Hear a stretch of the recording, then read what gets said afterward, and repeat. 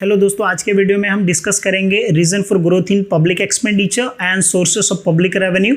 Detail में discuss करेंगे। इसके पहले ऑलरेडी एक वीडियो बनाया जहां पे मैंने डिटेल में डिस्कस किया है public finance and structure of public finance. तो अगर आपने वो वीडियो नहीं देखा है तो आप पहले वो देख लीजिए, फिर उसके बाद ये वीडियो कंटिन्यू कीजिए।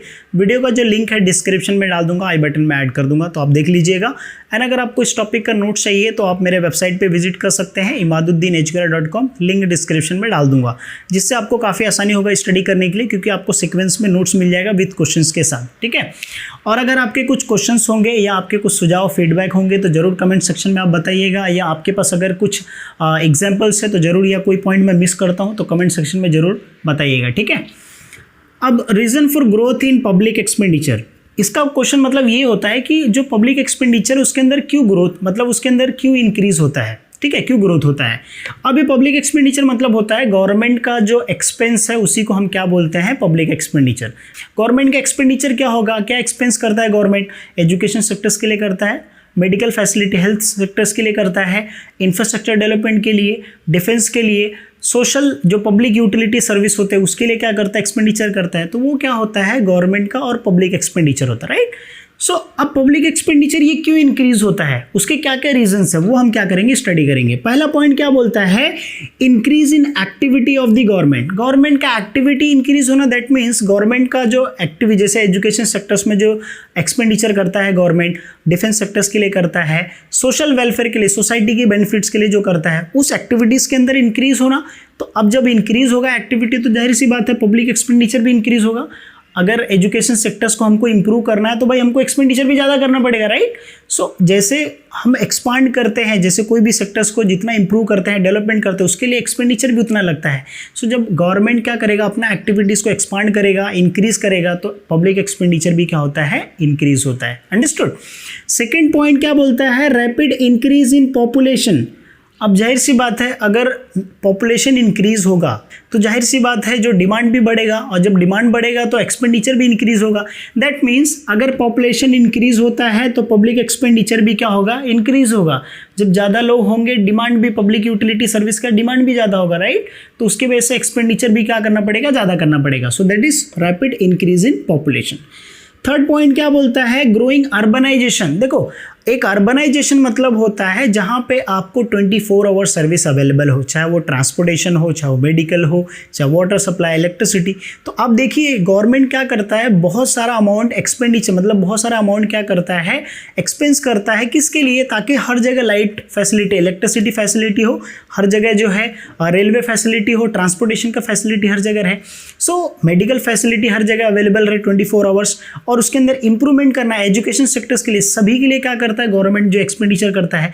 सो अर्बनाइजेशन करना मतलब उस चीज को, एक सिटी अर्बनाइज करना। तो जाहिर सी बात है जब आप अर्बनाइज करोगे, सर्विसेज अवेलेबल करोगे, तो उसके लिए एक्सपेंडिचर भी ज्यादा होगा। सो इसकी वजह से क्या होता है, पब्लिक एक्सपेंडिचर बढ़ता है। Right. Increasing defence expenditure. Okay. सो इंक्रीजिंग डिफेंस एक्सपेंडिचर मींस क्या होता है, गवर्नमेंट क्या करता है, एक्सपेंडिचर करता है आर्म्स एंड एमिनिटीज और कंट्री की सेफ्टी के लिए, जो क्या करता है, एक्सपेंडिचर करता है। और जाहिर सी बात है डिफेंस सिस्टम हमारा स्ट्रांग होना चाहिए, कोई भी कंट्री यही चाहता है कि उसका डिफेंस सिस्टम स्ट्रांग रहे। तो गवर्नमेंट क्या करता है, हर साल एक्सपेंडिचर करता है, उसकी वजह से जो है पब्लिक एक्सपेंडिचर भी क्या होता है, इंक्रीज होता है। राइट।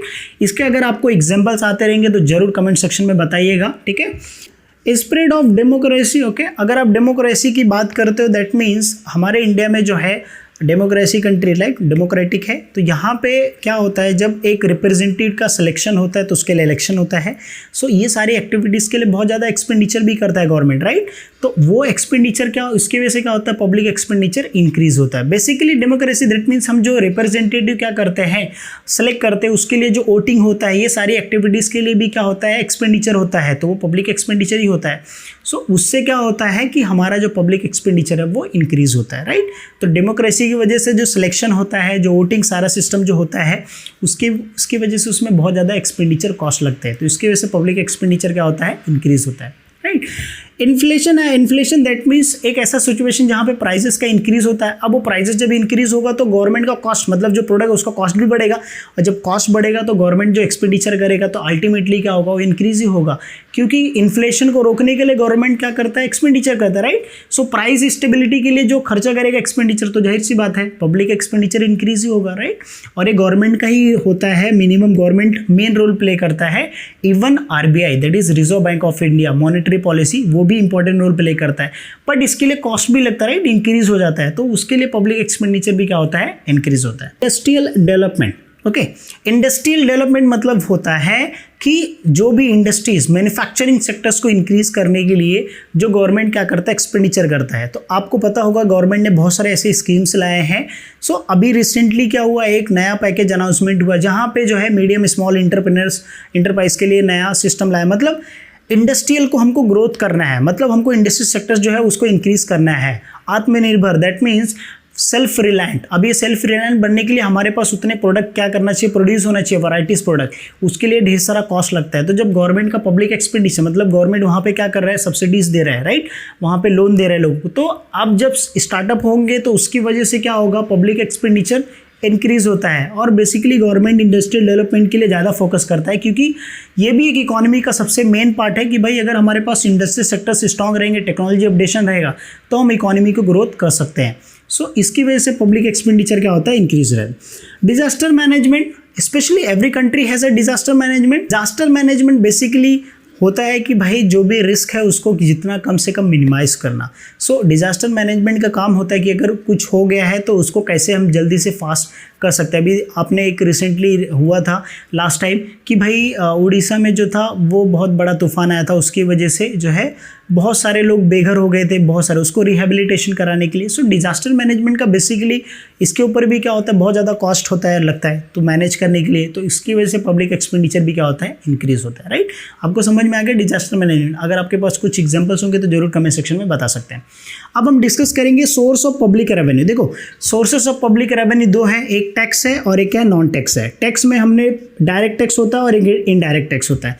डायरेक्ट टैक्स मतलब होता है जैसे मेरी प्रॉपर्टी है, ठीक है, मेरा सैलरी है, उससे जो भी मैं पे करता हूँ वो क्या हो जाएगा, डायरेक्ट टैक्स हो जाता है। इनडायरेक्ट टैक्स मतलब क्या हुआ, मैंने मार्कर खरीदा, ये मार्कर की कीमत 25 रुपीज़ थी, इसके अंदर 50 पैसे या 1 रुपये क्या था, टैक्स इंक्लूड था। तो मैंने क्या किया, जब मार्कर खरीदा 25 रुपीज़ पे कर दिया, तो उसमें टैक्स भी चला गया, वो इनडायरेक्ट होता है, राइट। सो जैसे जीएसटी है। अब ये नॉन टैक्स में क्या होता है, नॉन टैक्स में बेसिकली क्या होता है, जो टैक्स इन्वॉल्व नहीं होता। जैसे आप कहीं पे ट्रैवल कर रहे थे, हेलमेट का नहीं यूज़ कर रहे, या आपने कुछ रूल ब्रेक किया, ठीक है, उस तरीके का जो फाइन होता है वो नॉन टैक्स में आ जाता है, ठीक है। अब हम पढ़ने वाले हैं नॉन टैक्स का सोर्सेस रेवेन्यू। अब ये टैक्स में तो हमको समझ में आता है भाई डायरेक्ट टैक्स इनडायरेक्ट टैक्स होता है, ये तो ईजी है, लेकिन नॉन टैक्स का जो सोर्सेस कौन कौन से हैं इससे भी हम डिस्कस करेंगे। और मैंने ये भी क्या करता है, बहुत इंपॉर्टेंट रोल प्ले करता है नॉन टैक्स का, ठीक है। अब ये नॉन टैक्स में आपको समझ में आ गया नॉन टैक्स क्या है, ठीक है। अब उसके बाद जो है उसके सोर्सेस, पहला क्या सोर्स है, फीस।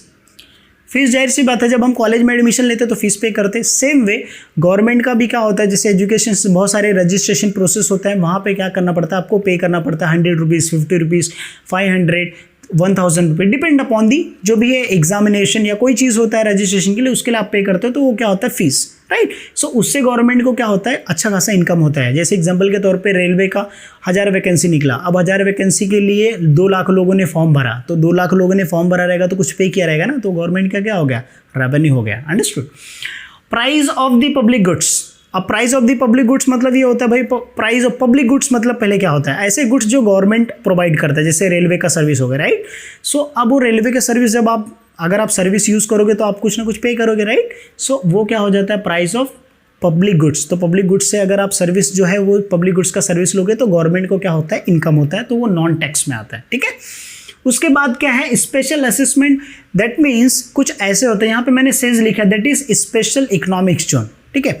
गवर्नमेंट क्या करता है, कुछ ऐसे प्लेसेस को क्या करता है, सेज का, मैं यहाँ पे सेज का एग्जांपल दे रहा हूँ, आप कोई दूसरा एग्जांपल भी दे सकते हो। अब economic special economic zone basically क्या होता है, यहाँ का जो रेंट होता है वो डिफरेंट होता है, वाटर सप्लाई, इलेक्ट्रिसिटी, सारी चीज़ों का जो है डिफरेंट होता है। जैसे अगर आप मुंबई में हो तो मुंबई में अंधेरी में है, नवी मुंबई में जैसे रबाले है, एरोली है, वहाँ पर मैंने काम भी किया है। मल्टीनेशनल कंपनीज बेसिकली वहाँ पे जो सेटअप है, तो वहाँ का जो रेंट रहेगा या उस चीज़ का जो लीज रहेगा वो डिफरेंट रहता है। राइट। तो उसको हम क्या बोलते हैं, स्पेशल असेसमेंट। तो उससे गवर्नमेंट को इनकम भी क्या होता है, ज़्यादा मिलता है। फिर उसके बाद है फाइन्स एंड पेनल्टी।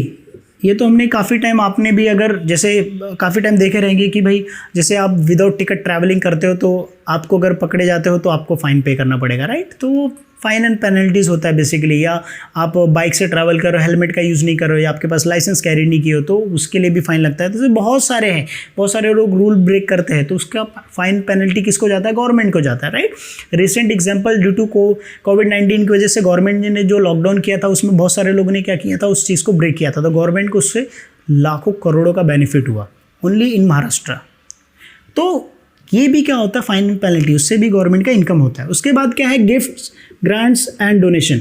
अभी देखिए ये चीज़ को समझने के लिए देखो बहुत सारे लोग ऐसे हैं, जैसे अभी कोविड सिचुएशन इतना ज़्यादा है कोविड-19 की वजह से जो है, तो अब गवर्नमेंट ने क्या किया, जैसे पीएम केयर फंड निकाला, ठीक है, रिलीफ फंड निकाला। तो अब उसमें क्या कर रहे हैं, जैसे मैं भी क्या किया, कुछ अमाउंट डोनेट कर दिया, सेम वैसे बहुत सारे लोगों ने कुछ अमाउंट कंट्रीब्यूशन किया, तो वो क्या हो गया, गवर्नमेंट का रेवेन्यू हो गया। लेकिन वो गवर्नमेंट का रेवेन्यू कहाँ पर यूटिलाइज हो रहा है, पब्लिक एक्सपेंडिचर के लिए, राइट।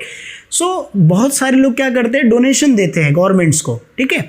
सो वो क्या होता है, गिफ्ट्स, ग्रांट्स एंड डोनेशन। तो ये भी क्या है, गवर्नमेंट का इनकम ही है। बाद है स्पेशल लीव। अब ये स्पेशल लीव मतलब होता है जैसे कुछ ऐसे प्रोडक्ट है जिसके ऊपर टैक्स बहुत ज़्यादा रहता है, जैसे तंबाकू का प्रोडक्ट हो गया, वाइन का प्रोडक्ट हो गया, तो इसके ऊपर जो होता है टैक्स बहुत ज़्यादा होता है, इवन 30% से लेके 60 to 70% होता है। इसका भी लेटेस्ट एग्जांपल आप देख सकते हो, जब इंडिया में क्या हुआ था, बहुत सारे जो वाइन के लिए जो शॉप ओपन हुए थे उस टाइम पे जो स्टेट गवर्नमेंट थे, कोई 40, 50, 60, इवन 70% तक जो है इंक्रीज किए थे टैक्स। तो वो होता है स्पेशल लीव्स, ठीक है। फिर उसके बाद बोरिंग। अब ये बोरिंग क्या होता है, देखो अभी यहाँ से इतने सारे हमने फीस से देखा, प्राइस से देखा, स्पेशल फाइन है, सारी चीज़ों से। सो गवर्नमेंट को अगर और ज़्यादा इनकम चाहिए, जैसे मैंने प्रीवियस वीडियो में डिस्कस किया था, स्वच्छ भारत अभियान एक प्रोजेक्ट है, उसके लिए पैसे चाहिए, राइट। सो गवर्नमेंट किसको अप्रोच करता है, IMF, that is international monetary fund, world bank. तो ऐसे बहुत सारे कंट्री को अप्रोच करके क्या करता है, वहाँ से लोन बोरो करता है, और वो लोन गवर्नमेंट का क्या होता है, इनकम होता है, that include non tax revenue, ठीक है। सो आई होप आपको पूरा डिटेल में समझ में आ गया रहेगा। अगर आपको कुछ भी क्वेश्चन है, इसका नेक्स्ट टॉपिक जो है बजटिंग के ऊपर आएगा। सो बजट के ऊपर अपन डिटेल में डिस्कस करेंगे।